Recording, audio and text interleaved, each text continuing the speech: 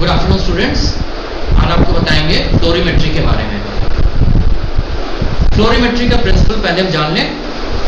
Molecules at rest are in the ground state existing in the singlet state. When energy is applied in the form of high energy photons from a suitable light source, the singlet state is elevated to higher energy, and this is called as excited singlet states within 10 to the power minus 15 seconds. The excited electrons rapidly dissipate their excess energy through collisions with other molecules and reach the minimal vibrational energy level of the lowest excited state by the loss of excess vibrational energy as heat के रूप में जो अतिरिक्त ऊर्जा है ये उसको loose कर देते हैं। The energy remains within the electrons in the lowest excited state is emitted as they return to the ground state. This phenomena is known as fluorescence. It occurs within 10 to the power minus 9 to 10 to the power minus 5 seconds. कुछ ही seconds के अंतराल में ये heat जो है हमको fluorescence के रूप में दिखाई देती है। The intensity of the fluorescence emission is directly proportional to the strength of the incident excitation source and the quantum efficiency of fluorescence. The latter is a ratio of photons that fluoresce to the photons absorbed when the molecules are excited. Each fluorescent species has its own quantum efficiency that is constant. अब कुछ मुख्य बिंदु के बारे में चर्चा करेंगे जो हमारे फ्लोरेसेंस को अफेक्ट करेंगी। The factors affecting fluorescence.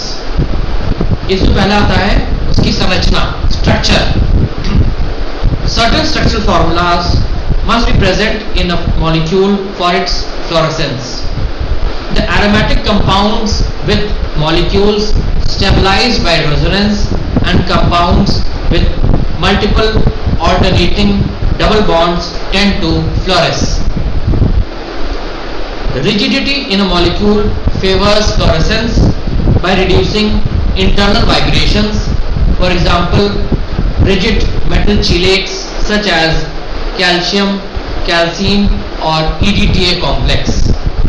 Electron donating substitute groups such as hydroxyl groups and amide groups in a molecule promote fluorescence. Electron withdrawing groups such as nitro groups and carboxyl groups also destabilize fluorescence. अब दूसरा effect जो होता है वो होता है temperature का, तापमान का फ्लोरेसेंस के ऊपर।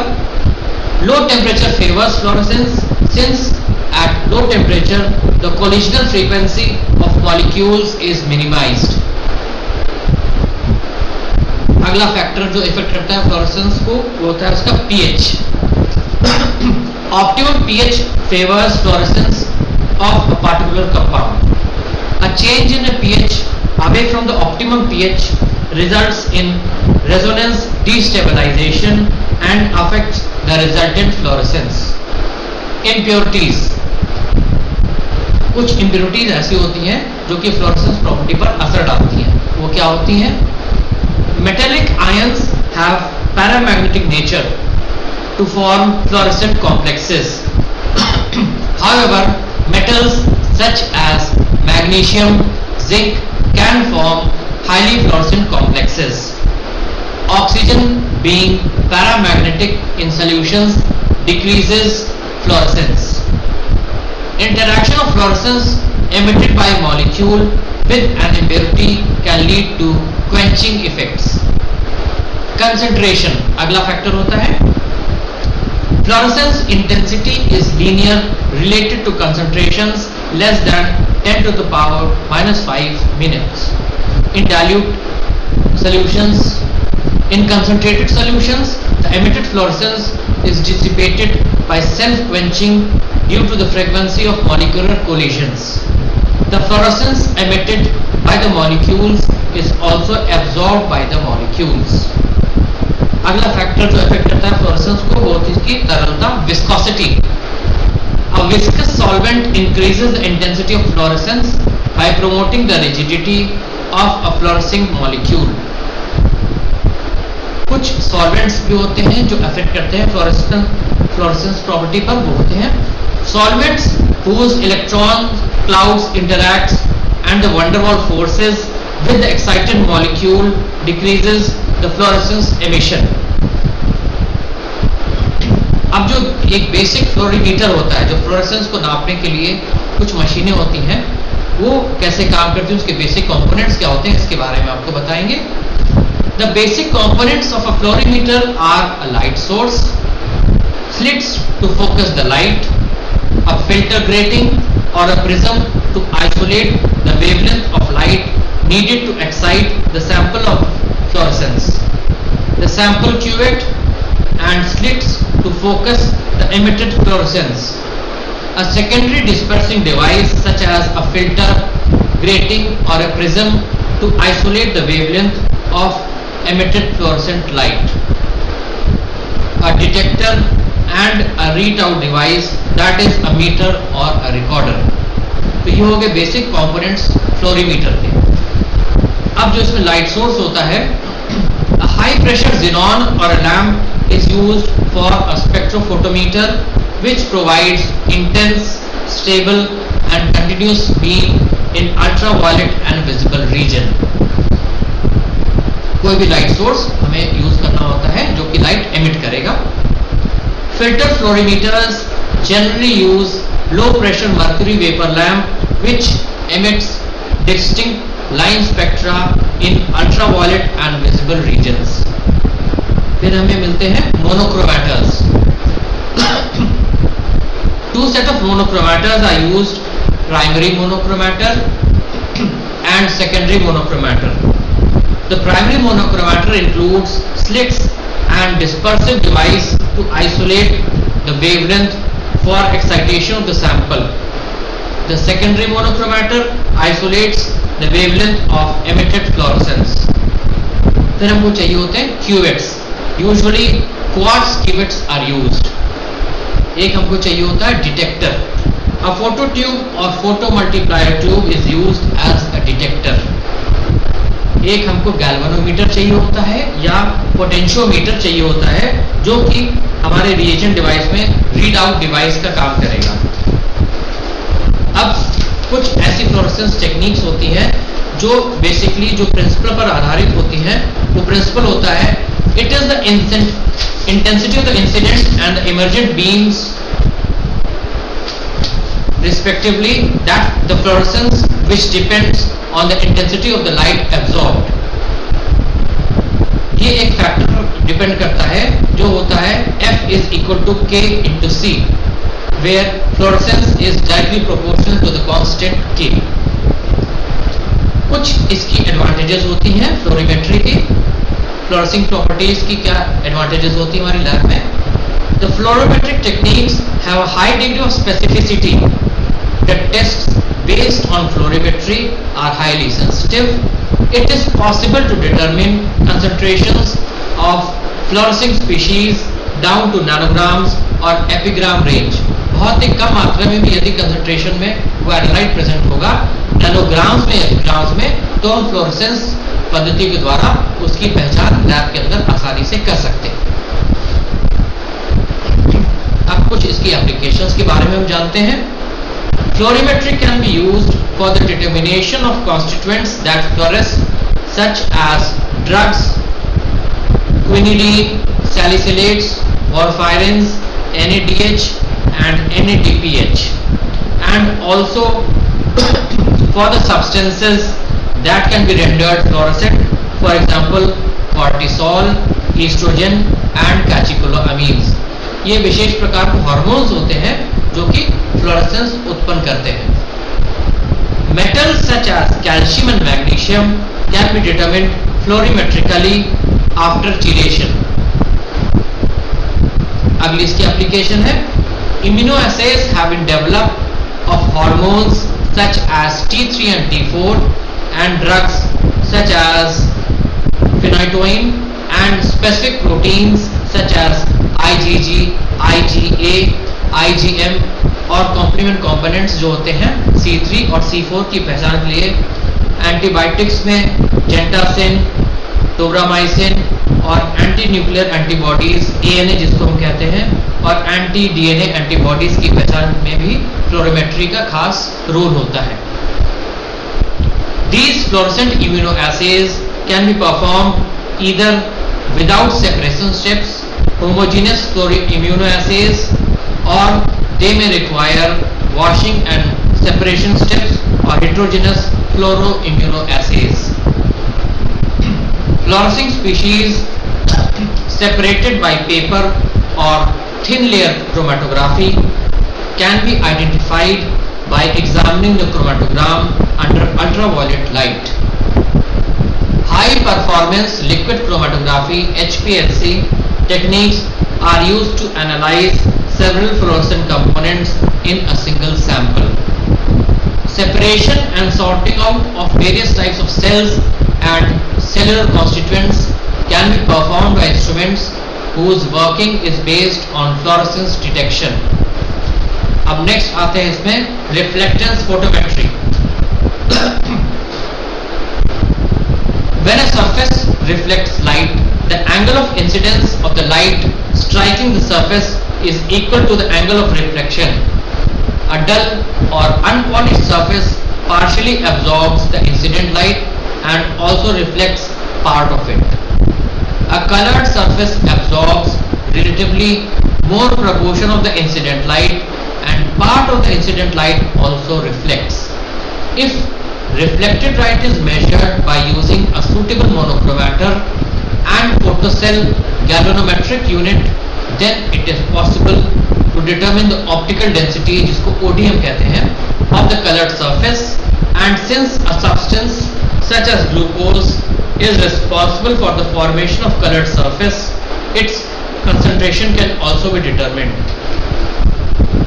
Dry chemistry technology involves use of plastic strips with cellulose area impregnated with specific testing chemicals. Chemicals can also be incorporated into a series of thin films on a single use slide. पिछली class में आपको बताया गया था dry chemistry analysers के बारे में, वो भी इसी पद्धति पर रिफ्लेक्टेंस फोटोमेट्री पर आधारित होते हैं। When 5 to 10 micron liters of specimen is placed on the reaction area, the dry chemical components dissolved in the aqueous part of the sample and the components in the sample under test. For example, glucose reacts with them and the reaction area becomes colored. The optical density, जिसको हम OD कहते हैं, the optical density of the colored solution form can be measured by using the principle of reflectometry. As in general, the light from a light source such as tungsten, quartz, halides, tungsten halide or xenon lamp is collimated and strikes the colored reaction area. Diffuse reflectance is isolated by a suitable filter and detected by photomultiplier tubes. The recorded readings can be displayed in a digital form. तो ये तो हो गया हमारी reflectance photometry के बारे में। कुछ इसकी जो बेसिक एप्लीकेशंस होती हैं, the reflectance photometry principle is used by various glucometers, जो आमतौर पर हम घरों में इस्तेमाल करते हैं। ग्लूकोमीटर हैंडल डिवाइस जो होता है उसमें रिफ्लेक्टेंस फोटोमेट्री यूज होती है। कुछ ड्राई केमिस्ट्री एनालाइजर्स होते हैं जो सिर्फ और सिर्फ रिफ्लेक्टेंस फोटोमेट्री प्रिंसिपल पर आधारित होते हैं, और इसके अलावा रिफ्लेक्टेंस डेंसिटोमीटर्स भी पाए जाते हैं लैबों में। And integrating sphere is used in rapid scanning of reflectance densitometer. The integrating sphere is coated internally with either magnesium oxide or barium sulfate. This type of material reflects all the light incident on it. जितनी भी रोशनी पड़ेगी फौरन उससे reflect कर जाएगी यदि solution हमारा magnesium oxide या बेरियम सल्फेट उसमें मौजूद होगी। Light from a source lamp passes through a filter or a monochromator and strikes the colored reaction area. Diffuse reflectance from the surface is captured by the integrating sphere, which is detected by photomultiplier tubes. Electrophoretically, the separated colored bands can be scanned by the densitometers, which enable the determination of concentration of separated individual components on a supporting medium such as agarose gel और cellulose acetate paper. Last class में जब electrophoresis हम आपको बता रहे थे तब उसमें इसका जिक्र हुआ था डेंसिटोमीटर्स के बारे में. नेक्स्ट आती है हमारी flame photometry. Atoms of many metallic elements, when given sufficient energy as supplied by a hot flame, emit this energy at wavelengths characteristic for the element. A quantum of thermal energy is absorbed by orbital electrons.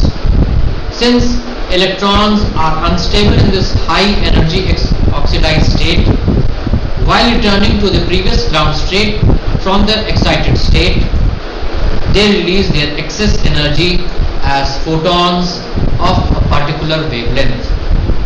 The line spectra are characteristic for each element. Under constant and controlled conditions, the light intensity of the characteristic wavelength produced by each of the atom is directly proportional to the number of atoms that emit energy, which is directly proportional to the number of atoms present in the sample. The ease of emission of an atom in a flame is related to its ionization potential, and the alkali metals with low ionization potentials such as sodium, potassium, lithium, etc. are best suited for flame photometric measurements. Sodium produces a yellow flame, potassium produces a violet flame, and lithium produces a red colored flame. The combustion flames provide a simple means for converting inorganic analytes in solutions into free atoms. It is only necessary to introduce an aerosol of the sample into an appropriate flame. Once the free atoms are formed, they may be detected and determined quantitatively at the trace level by flame emission methodology. Virtually all commercial flame photometers rely on the pneumatic nebulization of a liquid sample to deliver a steady flow of aerosol to the flame. The atomizer of the flame photometer is controlled by air compressor and breaks down to a liquid filament into droplets. Following sequence of events takes place. The solvent is evaporated, converting the minute particles in dry salt. Then the dry solids are converted into gaseous state. Then the gaseous molecules are progressively dissociated to give neutral atoms, and the neutral atoms emit characteristic light which can be measured photometrically. अब हम आते हैं ELISA के कुछ और प्रकार के बारे में, जो कि हम आएंगे इम्यूनोकेमिकल टेक्निक्स के बारे में हम जानेंगे. The immunochemical techniques utilize mainly the reaction between antigens and the specific antibodies. Antigen is any foreign substance that elicits an immune response, that is, production of a specific antibody when introduced into a tissue of susceptible animal.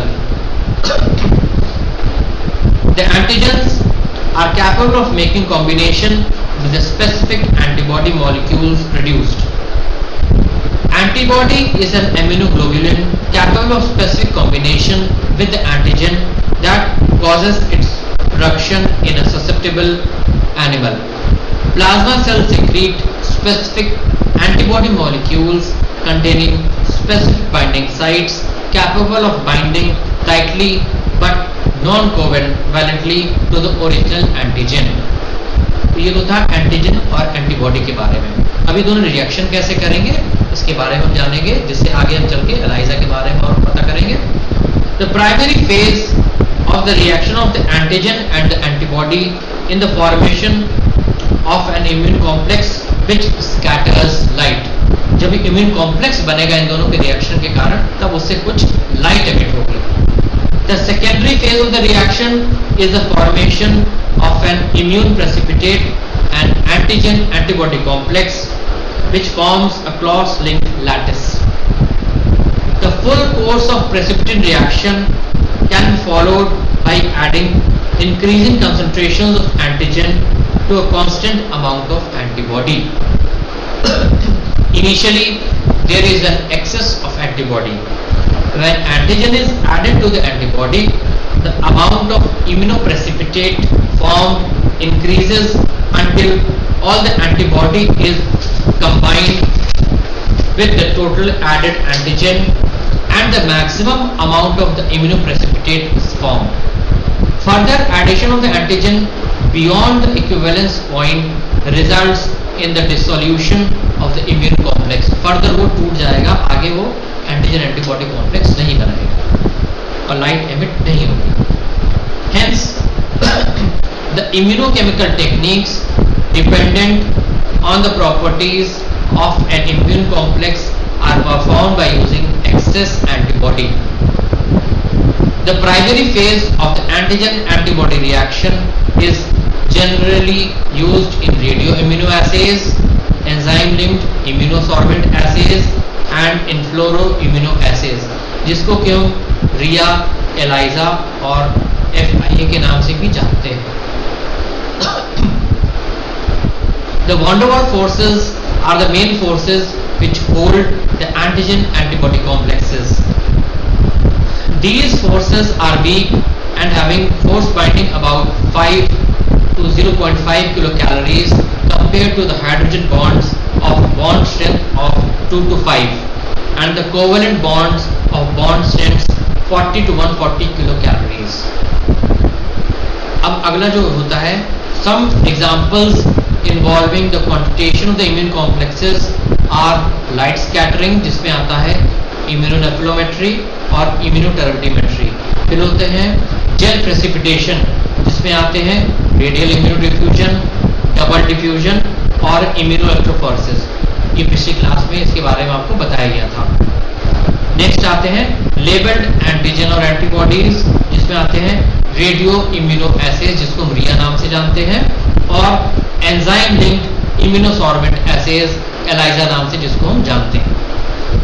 अब हम पहले बात करेंगे इम्यूनोनेफ्रोमेट्री की, जो कि light scattering पर आधारित होता है. A nephrometer or a system autoanalyzer consists of a nephrometer used to measure the rate of the light scatter formation resulting from an immunoprecipitate reaction. By maintaining a constant level of antibody and measuring the rate signal generated with increasing antigen concentration, the rate signal also increases as the antigen concentration increases. The rate signal becomes larger until a nearly linear region is reached. Beyond this, the rate decreases progressively as the antigen concentration increases. The electronic system of various nephrometric analyzers are derived peak values from the rate of change from the scattered light signal and convert them into concentration units, जिसको कि analyte की concentration के रूप में हम देखते हैं machine के डिस्प्ले मॉनिटर पर. फिर हम बात करते हैं इम्यूनोटर्बिडिमेट्री की. Turbidity produced by the antigen-antibody reactions causes decrease of the intensity of the incident beam of light as it passes through a solution of particles. Immunoturbidimetry involves the measurement of the decrease in the intensity of the incident light beam that is caused by scattering, reflectance and absorption of the light. A photometer or a spectrophotometer can be used to measure turbidity produced by antigen-antibody complexes. फिर बात करेंगे हम jail precipitation की. Immunodiffusion techniques utilize the secondary phase of the antigen antibody reaction in which an immunoprecipitate is formed as antigen antibody complex and cross-linked and precipitated. In immunodiffusion, one or both reactants diffuse passively towards each other, and it can activate diffusion under the influence of an electrical field through the gel matrix. Many qualitative and quantitative immunochemical methods are performed in a semi-solid medium such as agar or agarose. Next method की हम बात करेंगे radio immuno essays, जिसको हम रिया नाम से जानते हैं, RIA. These are competitive binding assays, and two types of competitive binding radio assays have been used. These are equilibrium assays and sequential saturation assays. दो प्रकार में होते हैं, इक्विलिब्रियम और दूसरा होता है सीक्वेंशियल सैचुरेशन. दोनों ही रिया के प्रकार होते हैं. पहले हम बात करेंगे इक्विलिब्रियम एसे की. Both the radioactive labelled antigen and the unlabeled antigen in the serum sample are allowed to compete simultaneously for the binding sites on the specific antibody. At equilibrium, the antigen that is both labeled and unlabeled in combination with the antibody is separated from the free labeled and the unlabeled antigen. The ratio of bound label to the free labeled antigen is inversely proportional to the concentration of unlabeled antigen in the serum. Three types of equilibrium assays are possible. Number 1, पहले प्रकार का, the dilution of anti-serum chosen will bind 33% of the radioactive labeled antigen in the absence of unlabeled antigen. दूसरा प्रकार इसका, conditions are chosen to effect 50% binding of the radioactive label to the antibody. तीसरा प्रकार के बारे में हम जानते हैं, the antibody is 95% saturated with radiolabeled antigen in the absence of unlabeled antigen. An ideal antiserum should have a very high affinity constant. At antisera with an affinity constant of 10 to the power minus 12 moles per liter can measure 10 to the power 12 moles per liter of antigen in sera, which achieves a sensitivity of the order of picomoles. The affinity constant of an antisera can be determined by adding increasing amount of antibody and separating the label bound to the antibody from the free label. अब हम बात करते हैं दूसरे प्रकार के ऐसे की, जो होते हैं determination of the hormones by using radio immuno essays.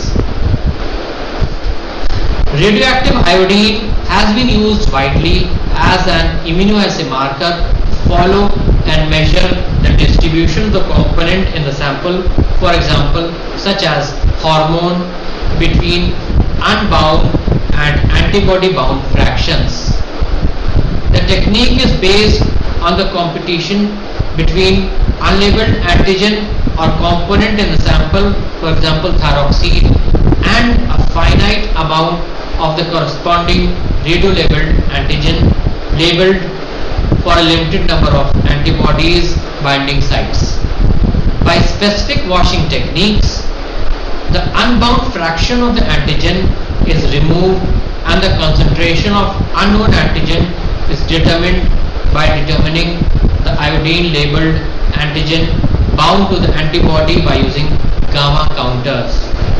अब इसका जो मेन यूज होता है, जो रेडियो लेबल्ड एंटीजेंस होते हैं जो रिया में यूज होते हैं, उनका होता है atoms of a given element with different mass numbers, that is the sum of the protons and the neutrons, are called isotopes. Radioisotopes, being unstable, in order to attain stability, emit electromagnetic radiation as a result of changes in the composition of the atomic nucleus known as radioactive decay. Gamma radiations have low ionizing power with high penetration. These can measure solid scintillation counters or gamma counters.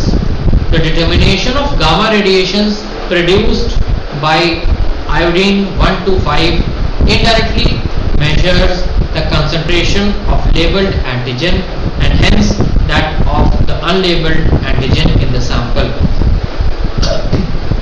A sodium iodide crystal activates with 1% of thallium is used in this solid scintillators. The crystal is in the form of a well. After antigen antibody complex and the iodine labeled antigen reaction takes place, and after proper washing, the tube is placed in the well. The sodium iodide crystals in the well sealed on a photomultiplier tube detect light pulses emitted by the crystal at 410 nanometers. The highly penetrating gamma rays form thermoradioactive label in the test tube, striking the sodium iodide crystals, and the photons are released. The photons are detected by the photomultiplier tubes, which amplifies the signal to produce a cascade of electrons. The output from a photomultiplier tube can be fed to a preamplifier. The output is then amplified. Pulse is recorded by a recording device or pulse height analyzer. A scaler counts the number of the pulses that arrive in a definite time interval. The output from the scaler can be processed by the microprocessor to display data in the chart form and perform calculations to yield quantitative result on analytes in the sample. Immunoradiometric assays utilize purified radio-labeled antibody to the antigen to be estimated and is often synthesized of than radioimmunoassays.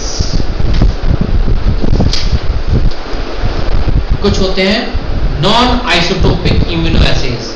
ये होते हैं enzymes and fluorescence labels are used in these assays. These assays can be homogeneous or heterogeneous. एक प्रकार के माध्यम में तो homogeneous और कई प्रकार के माध्यमों में होगा तो उसको हम heterogeneous assay कहलाएंगे. In the homogeneous enzyme immunoassays, the enzyme-linked antigen is allowed to compete with the antigen in the sample for binding sites on the specific antibody. In the presence of antigen in the sample, competition develops between it and the enzyme-linked antigen for the binding sites on the antibody. When a specific substrate is added, the enzyme-linked antigen reacts with it. The intensity of the end product is measured directly on a spectrophotometer, which gives measure of the concentration of the enzyme-linked antigen, which combines with the antibody. A homogeneous enzyme immunoassay that is widely used in the clinical analysis is the enzyme multiplied immunoassay technique, जिसको हम EMIT नाम से भी जानते हैं, EMIT, enzyme multiplied immunoassay technique, EMIT. Since EMIT does not require a separation step, it is simple to perform and has been used to develop a wide variety of hormones, drugs and metabolic assays. These assays are included in most clinical and immunoassay analyzers due to their operational simplicity, and this technique is carried out as follows. The first step, antibody against the analyte hormone, drug or the metabolite is added together with substrate to the patient sample. Second step, binding of the antibody and the analyte takes place. In the third step, an an alipate of the enzyme conjugate of the analyte hormone, drug or metabolite is then added. In the fourth step, enzyme analyte conjugate then binds with the excess analyte antibody. और last step is the fifth step. This binding of the analyte antibody with the enzyme analyte conjugate affects the enzyme activity by physically blocking access to the substrate to active sites of the enzymes, or by changing the concentration of the enzyme molecules and thus altering its activity.